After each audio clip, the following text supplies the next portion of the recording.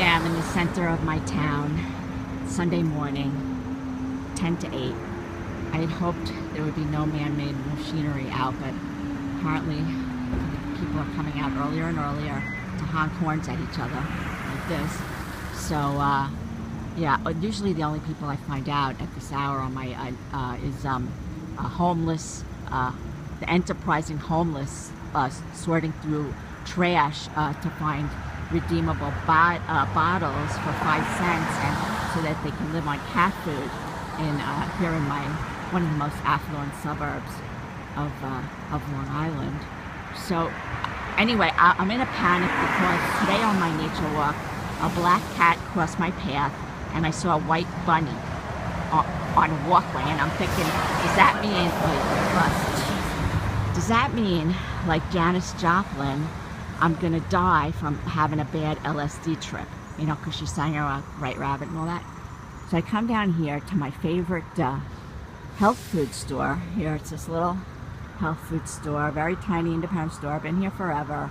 The guy who owns it is an expert at products, and all of his products are approved by this, he tells me, the Natural Products Association, which is the regulatory body now for health supplements.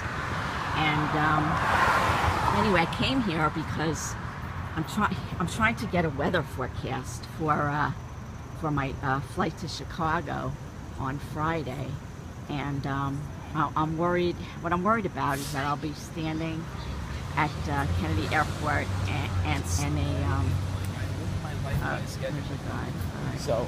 I'll be standing outside at Kennedy Airport, and an airplane part will fall out of the sky onto my head, and I'll die right there.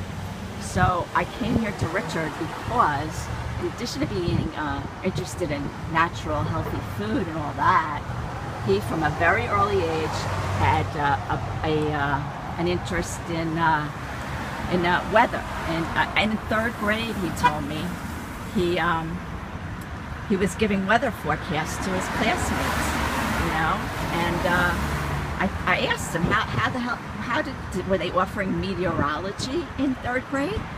And he said, no, he didn't learn it. You know, he didn't learn it from any teachers. I guess he learned it from just staring out the window because he was so bored in school. But you know, I've been dissing teachers, but you know what? I have a good friend who's a teacher, and her heart is in the right place. So I think they got to work together, really, to correct what's going on in the schools. But anyway, so Richard, you know, gave me gave his friends weather forecast. So I was hoping he could look at the skies today and tell me if there's going to be any airplane parts falling out onto my head when I go to Kennedy this coming Friday. But he's not here. He's closed, of course. He's closed. Yeah.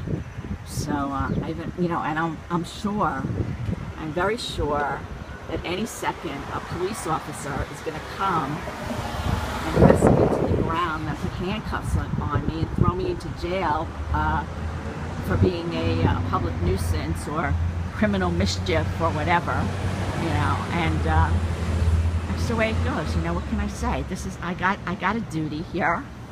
I got a duty to future Sherman Colins kids to protect their interest in the natural world, whether it's weather, animals, you know, outdoor activities that they like to do.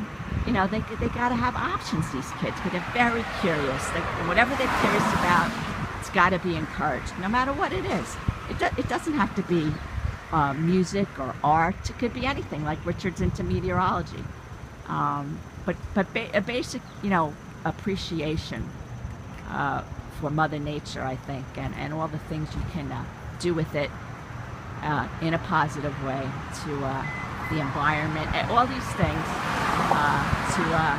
to shape the future of the country, and make sure that none of these cars run me over as I walk back to my apartment.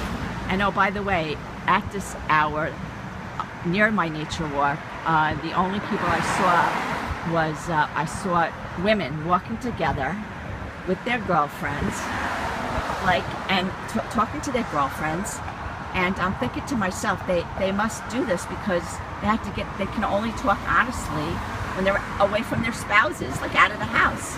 I mean, how else do you account for these walks and these smartphone conversations?